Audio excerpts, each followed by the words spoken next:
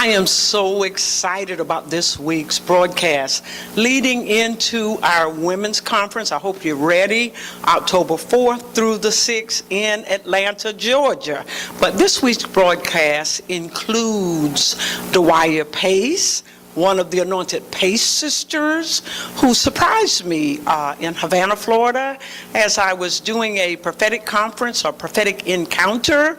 She drove in 5.5, 6 hours to be a part of that service. Had an opportunity to interview her as she talked about a lifestyle that a babysitter tried to lead her into as a child. As she said, quoting her, the babysitter had a homosexual lifestyle, and it opened her up to being enticed by the spirit of lesbianism. So she talks about the journey, talks about the enticement, and shares how God brought her out. She was one of the individuals, some of you remember, I don't know how many years ago, that Iyandala interviewed her on Iyandala Fix My Life. She interviewed her and she talked about growing up in a religious setting and how her family members all were ministers and how that was a temptation for her. But you get an opportunity to hear the prophetic word over her life, her journey, her battles, her struggles. I think that will really bless you. And next, I'm interviewing one of our members at Fellowship Church of Praise, but I would call her a new prodigy because she said she felt she needed to connect to me. She was interested in the mentoring process, and we have a mentoring weekend coming up that I have once a year in Tallahassee, Florida. Denise talks about the things that the Lord showed her, how he brought her, and how she sit hiding in plain sight. The Lord actually hid it from me. Every Sunday, seeing her, hugging her, and never really picking up on until God was ready. What I called a Kairos moment. Don't miss your Kairos moment. There is a time set by God for you to reveal your motive, your purpose, for you to slide through the window that's been open or walk through the door that's open. Timing is everything. Sometimes if you miss that window, it closes and you never get another opportunity, or it may be 5 years later, 10 years later. I feel that this will really feed your spirit, educate you, and prep and prepare you to not miss your Kairos moment. And last but not least, none other than Kiki Sheard, who I interviewed at our Apostolic and Prophetic Conference, which was the first week in June. She was so transparent, so relevant, very open to the youth as well as the adults. Our theme was Catch on Fire, and needless to say, the children, the teens, the young adults, the old seniors, and those individuals that wanted to be middle-aged caught on fire. It was phenomenal. So I will just give you a little snippet of what transpired during the Apostolic and Prophetic Conference. And of course, if you would like all of the CDs or DVDs, or if you would like for them to send you an MP3, by all means call the church, or you can go on my website and order copies of that.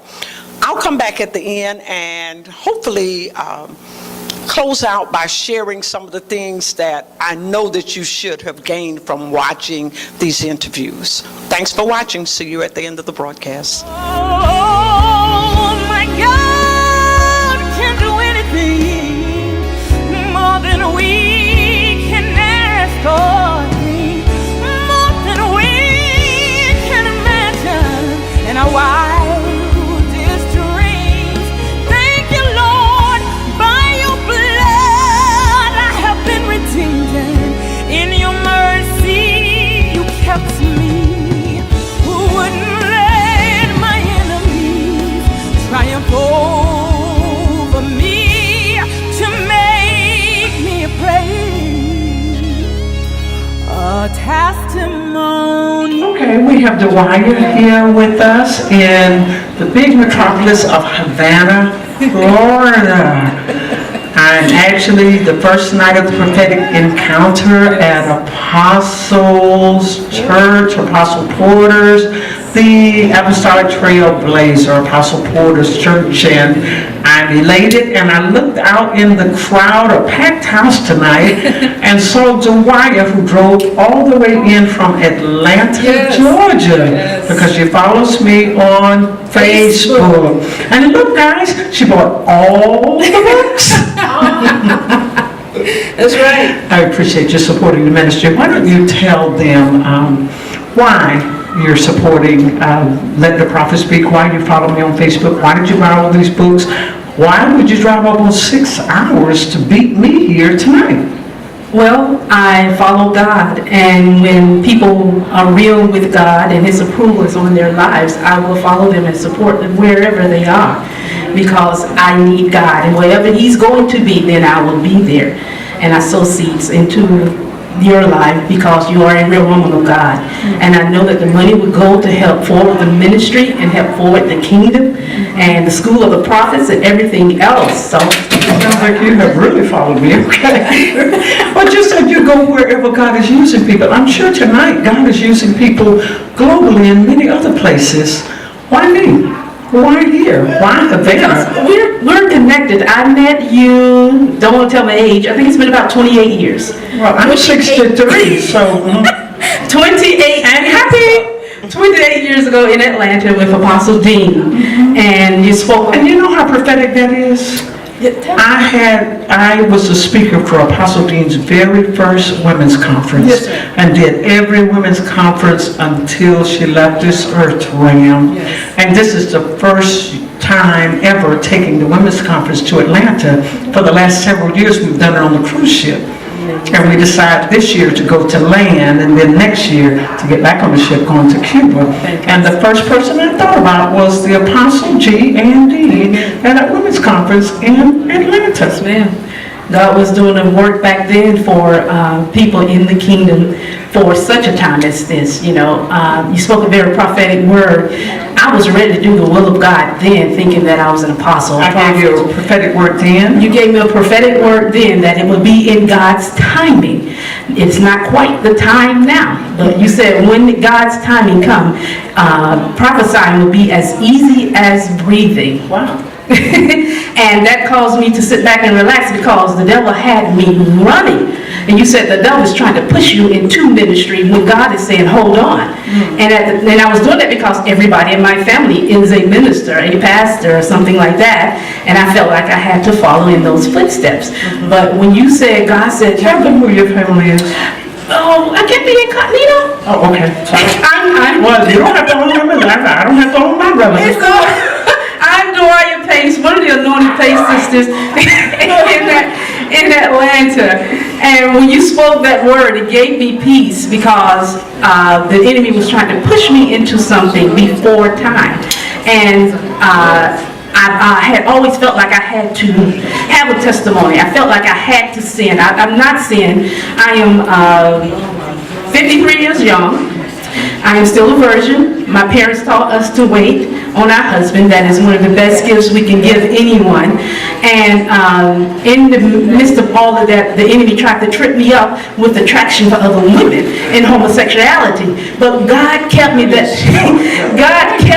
I never did indulge in the act. I kept getting closer to it and closer to it, and it wasn't feeling right. It wasn't right. And I got tired of being tormented with that spirit. So I asked God, you tell me if it's your will. Did you create anyone like this? If so, I need clarification so that I can speak the truth to people. And he showed me 3 incidents where the enemy tried to implant that spirit in my life. One at the age of 6, and I think it was like 17, and then again at 21. And he showed me, he brought it back to my attention when those experiences happened. I was not molested, but I had a babysitter who was in the lifestyle, and because he kept coming to our home, that spirit lingered, and it tried to linger until it would get me to indulge. And if I had indulged, then I would be entrapped with it. But and I felt like I needed to sin, I needed to drink, I needed to smoke or do something. Why did you feel that way? Because I felt like I didn't have anything to offer anyone. And the fact that you were in church all your life didn't help? My life, I was in church all my life. Hadn't been to a movie until I was like 25. I've never been to a club. Don't drink, don't smoke, don't hang out with men. And she didn't have a choice, her parents just didn't let her. So you've been held hostage from a preaching family, the Pentecostal bloodline, everything is sin, and all you do is Pray. and go to church. It was prayer and church almost every day, every night. And I thank God for that upbringing, but I also had to deal with how the enemy tried to trap me in that religious thing, being at church all the time and all that kind of stuff. So it's come from a different angle. And then God... So how did that affect you emotionally when the enemy tried to seduce you and entertain you and get you to indulge in the lesbian, homosexual lifestyle? The torment in your mind, how did that manifest? Did you ever have suicidal thoughts? Oh, yes. I had suicidal thoughts. I think at the age of, it was between 21 and 28, I tried to commit suicide and jacked that up, and I went deaf for completely 8 months. Couldn't hear a thing. I was deaf. You went deaf? I went deaf. Could not hear a mumbling word. For trying to commit suicide? Yes, ma'am. I took a bottle, 400 count of aspirins, and I remember laying on the floor, and at the time, Pastor Janice, I was staying with her. Now, how old were you then? I was 21. Okay. And I was being tormented with the spirit because I didn't understand what was going on. I had not been molested, but I had a cousin trying to tell me she had been molested, and then I had people that were babysitting us that were in that lifestyle. And When you say in that lifestyle, what does that mean?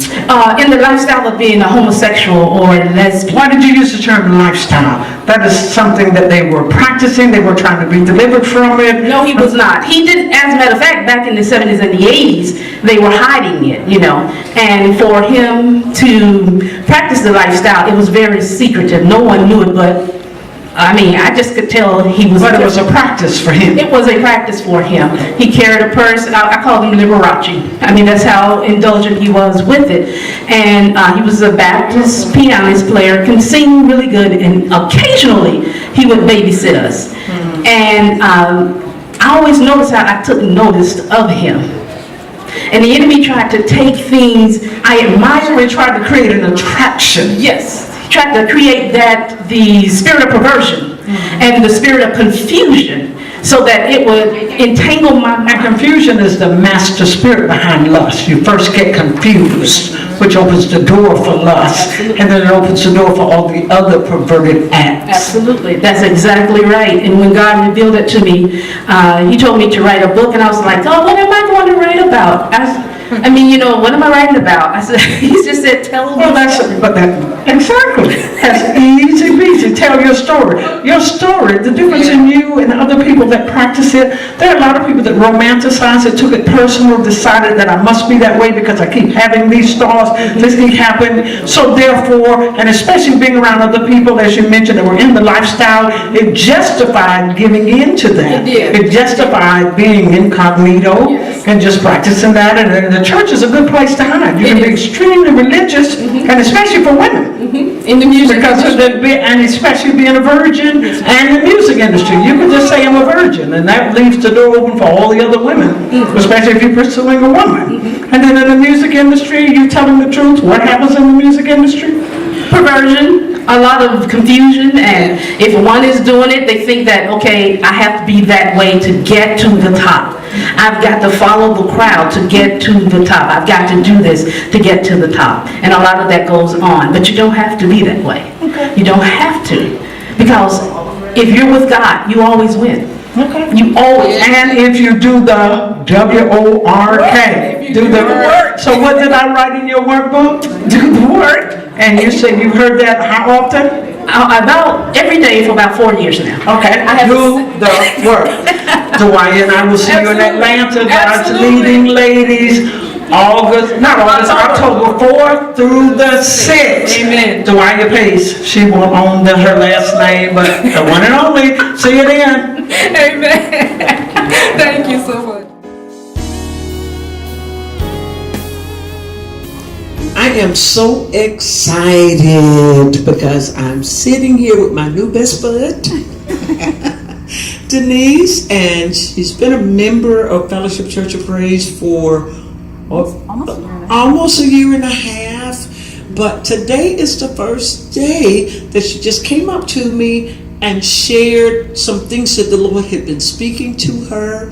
And I had an opportunity to find out the things that we had in common from the pew to the pulpit. And I had no idea, just this quiet storm had been sitting over there on the left-hand side of the sanctuary. I'm going to start from where she walked up and just took a seat right here where I normally sit on the platform when I'm at home on Sunday.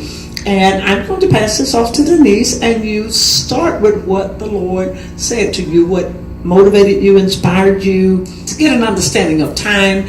Kairos moment. We just shared a Kairos moment. There's a timing fastened to everything. And at the right time, God just uncovers you, uncovers someone else, or He brings you face to face and brings you into their atmosphere and bring them into your atmosphere or into that private union together to reveal the second phase or third phase of what He's doing. And I'm always just elated to be a part of God's handiwork. I call Him the puppet master. Sometimes I love it when He pulls the strings. So Denise, what brought you up here, and what do you want to share? I wanted to start by sharing something that the Lord had revealed to me about my purpose here, myself and my husband. And He had said, "You are called to speak to the nations. Right now your platform is your classroom. When you are free, you will travel for me." That is why you are at Fellowship Church of Praise. Were you aware that when the Lord spoke to you, that you're called to the nation? That's one of the very first prophecies that I received during my ordination, that I'm called to the nations. No, I didn't know that. Wow, here's another thing we learned about each other right here in this moment. So it makes sense that He would have you share this, and where you're headed is where I've been. I was aware that the Lord was calling me to greater things, greater influences than my sphere of influence right now, and that you have something that I need, that I need to glean from you, and that you need to pass on to me. So He said, that is why you are here at Fellowship Church of Praise, because their influence is so much bigger than the local church. Wow. Think big, my daughter. I know it scares you. That is how you know it is me. You cannot do it without me, nor would you want to. You are right on point. Wow. When did the Lord give this to you? Back in December. Wow. 2017? Yes. Okay. And I've been... So what made you decide to share that today? I've been wanting to connect. Each week I look at you and I feel so drawn, and I've been wanting to connect. I want to be more than just a spectator here. I want to connect. I want to belong, and I want to be in God's perfect will. And I'm a why person, so I ask God why. Help me understand, Lord. And so He revealed this to me back in December. But today, I felt an urgency to share it with you. The timing was God's timing, God's perfect timing, and I'm a racehorse by nature. Woohoo! So I have to ponder, and I have to pray and ponder and stall so that I know it's God. Yeah. So that when it doesn't go away, I know it's God. Because if it's me, it'll go away. I'm so excited about your new season, and I'm excited about you embracing the urgency of delivering this today in this Kairos moment. I love the fact that you are a journaler, journaling things, because I'm notorious about journaling things. And I love the fact that you've got your notebook, and I have notebooks upon notebooks from back in the 70s at home of writing everything down, because anytime He communicates, is so precious that I don't want to miss anything that He's saying or anyone that He's connecting me with. So, and then I'm blown away. I feel like Elijah, who said, "The Lord has hidden this from me." Me seeing you every week, sitting in that pew, hugging you, and the Lord completely hid it. until he was ready to reveal it. We see the glory, but we don't necessarily know the story. And I see the glory of God radiating from you. From the second you walked in the door, I could see that spiritual connection and say to myself, that's my person. Behind the scenes and on the stage, but real and genuine. Tell us a little bit about your redemption and your Holy Ghost experience, being filled with the Holy Spirit, and how did God use you in the giftings? I know that the gifts operate in your life, discerning of spirits and prophetic dreams and word of knowledge. Can you give us a little bit about that? Some little small bites, if you don't mind. Yes, ma'am. I would love. Hey, y'all. I'm excited to be here. Thank you, Pastor Vernette, for this opportunity. Thank you. You got my name right the first time. Yes, ma'am. I was born in the church. I know we say that, but I literally was almost practically born on a pew. They've had me in church my whole life. So I would say I started walking with the Lord and actually accepting Him as my Savior outside of just kind of being born into it. I'll say the first time maybe 9. That was when I debuted on my mother's record. And I would say I knew a little bit of Jesus then. I know Him as much as I could know Him at 9. And then I would say about 15, I had another encounter. There's levels to this. And then I would say at 18 and 23, I had to get back to Him again. No, I'm not. I'm 30. I'll be 31 this month, actually. And you know, sometimes we're raised in the church and we kind of like know what's right because of, like you were talking about, what we're taught. But to actually know the Lord and have a in-depth relationship with Him, that's what made all the difference. So it was like the word says, go from faith to faith, glory to glory. And at each age range, my career pushed me to go deeper because I am responsible for a generation. So how did your career push you to go deeper instead of, as some gospel artists who smoke coke, some gospel artists who are inebriated on the stage? And I talk to personalities like that. They're one persona on the stage, and in the back office they are tied off and shooting up, and they're preaching like a madman. They have no idea it's the heroin and not the anointing. Yes, ma'am. But so the question is, how did my career push me? Push you to be different. Okay. To know Jesus Christ, to have the manifestation of the Holy Ghost, rather than try all of the other drugs and vices and come out intoxicated off of men or intoxicated off of drugs instead of intoxicated by the Holy Spirit. Well, to be honest, what keeps me wanting to share this God that can actually change and deliver, what keeps me wanting to share that message with the world is because of what I've seen Him do with me. And the only difference with me, I'll be very honest and transparent, is probably that my heart is really in it, but at the same time I use discretion, and the Word of God talks about understanding and discretion even as a believer. So He understands too that we're not going to get it right all the time. And so once I started understanding the difference between condemnation and conviction, when I got deeper, condemnation will point to the problem like church people. So my father taught me the difference between church people and the saints. So your father was a preacher? My father is a preacher. He's a Bishop Sheard. And you are a PK. I am a PK. Yes, ma'am. But my father taught me the difference between church people and the saints. And then I learned what conviction and condemnation is. So condemnation will do what church people do.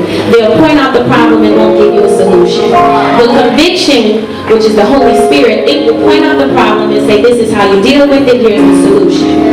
And so with my walk with the Lord, I started dealing with condemnation. I even thought about committing suicide because of the many times that I kept falling with my personal sin. I'm not ready to put it out there all the way. But even sometimes I may fall here and there. But what keeps me going and what keeps me not wanting to deter is because I've seen other people who have gone and turned away and they have a harder time getting back to Jesus. And so I don't want to be that believer that's having to play catch up for 40 years like the children of Israel had to. So that's the difference with me, and I really love the Lord. So you know how we post in our social media profiles, to know me is to love me. I believe the same thing with Jesus Christ. To know him is to love him and expect. Another thing I say, Pastor, you should add, I like talking, so I'm listening. One more thing that I've learned is that when we're in a relationship and when we're dating, we like to be called a few times. And if we're created in the image of God, then we think and we feel somewhat like him. You know, we identify a kid by, oh, you look just like your mom, you look just like your daddy. And so one thing that I've learned in a relationship is if we're dating, then make some time for me. If you don't make no time for me, then that lets me know that I'm only a choice and not a priority. And so when I'm in a relationship, So Jesus is your choice. he is my priority. He's your priority. Yes, ma'am. Yes, ma'am. And I decide to treat him like that so that he doesn't feel like he's coming second to none, which goes back to another thing you said. He is my God. He is the God of all. He is my number one thing. And I treat him like it's an intimate relationship, so I don't live this life or do my career. And again, I'm not perfect. My career may make people think I'm perfect, or they may get an idea, but I probably struggle with the same thing you do. And to be honest, the thing that keeps me going is this transforming love, this delivering God, this resurrecting power that I'm seeing alive that is in me because I'm walking and talking with Jesus. Amen. Okay, am I a true prophet or a lying prophet? Did you enjoy Dejuaii Pace? Was she relevant and real, talking about things that they don't love to tell you that happens in church? Been in church all her life. You can be bound in church and need deliverance in church. Dejuaii nailed it. And if you want to hear more from her, don't forget to join us in Atlanta, October 4th through the 6th for our women's conference. She'll be there also.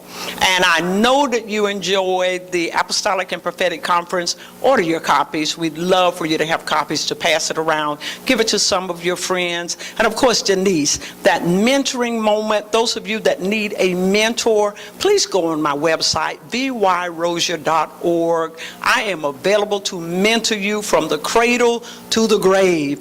You always need someone to guide you, to model, to act as a spiritual life coach. The world adopted that term, but it is a mentor, mentoring you, helping you with the training side of the educational component. And there is the School of the Prophets. If you would like to be a part of the School of the Prophets, that will give you the educational component, and the mentoring part of it will go along to help you to apply what you have gleaned or what you gained from the School of the Prophets. You can do one or the other, or you may do them both. Some people actually, while they're enrolled in the School of the Prophets, they're also a part of the mentoring experience. I would love to work with you. See you next time on Let the Prophet Speak.